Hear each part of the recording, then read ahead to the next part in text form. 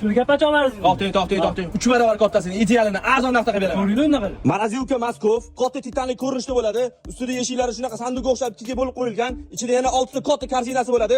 Rejimlari xohlasangiz Morozilovka, xohlasangiz tabga qarab xolodilniy qilib ishlataverasiz. Ichini razmerlari ham mana shu nerealniy kattalikda, eshiklari ham mana shu komfort, xohlasangiz u yoq eshigidan, xohlasangiz bu yoq eshigidan bemalol ochaverasizlar. Morozilovkaning ichi shu darajada kattaki, nechta qo'y ketishini точно bilmayman, lekin qo'ylar podasi bilan kirib ketishini aniq ayta olaman. Temperaturning diapazoni ham mana shu shiroki, xohlasangiz +5 gradusda, xohlasangiz -30 gradusda qo'yib ishlataverasizlar. Morozilovkani даже ko'chada tashlab ketsangiz bo'ladi. Biramas ikkita udobniy ruchkasi, qulupi, kaliti, hamma narsasi chiqadi. Kompressori R290 Freonda ishlaydi.